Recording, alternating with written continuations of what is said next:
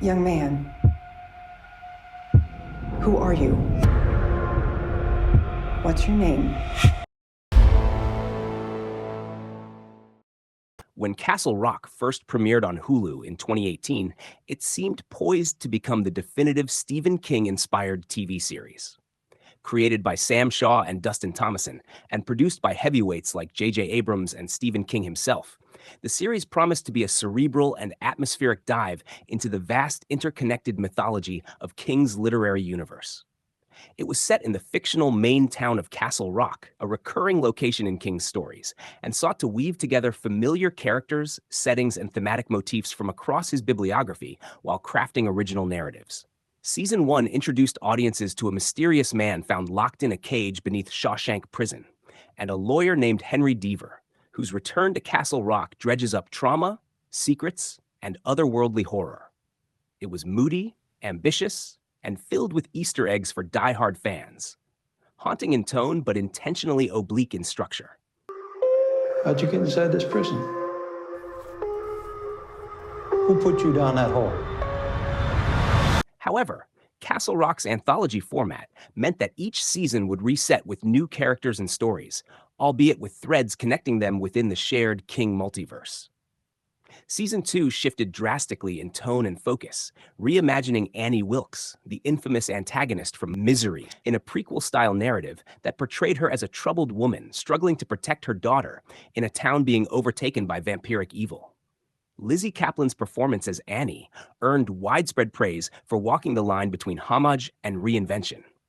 But despite this standout performance and more overt supernatural horror elements, the second season failed to gain the same traction as the first. Viewership declined, and critical reception was more mixed.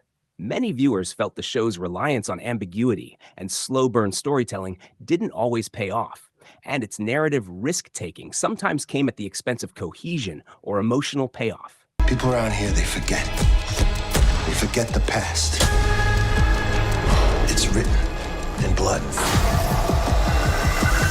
Behind the scenes, timing played a major role in its demise.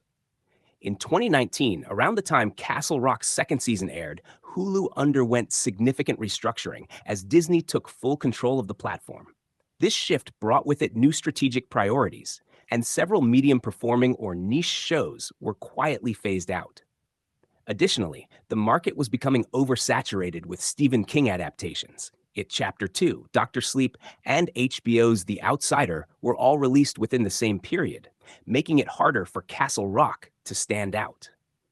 Despite its atmospheric quality, strong cast, and clear love for the source material, the series was canceled after its second season in 2020, leaving no room for a third season that might have further expanded or tied together the overarching mythology. You have no idea what's happening here, do you? Though Castle Rock ultimately didn't last, it remains a fascinating experiment in literary horror television. Its blend of psychological dread and mythic horror, anchored by deeply flawed and human characters, made it a standout for many genre fans, even if it never reached mainstream success. For fans of Stephen King, it offered a rich tapestry of references and reimaginings. And for TV horror, it marked an earnest, if flawed, attempt to elevate fan service into thoughtful storytelling. You want to tell me what you're doing in this place? Well, that's a fine thing to say to a customer. Customer who has brought a host of problems to my town. If you're a fan of horror media that blends psychological tension with supernatural lore, or if you're fascinated by how adaptations engage with source material, consider diving deeper into Castle Rock.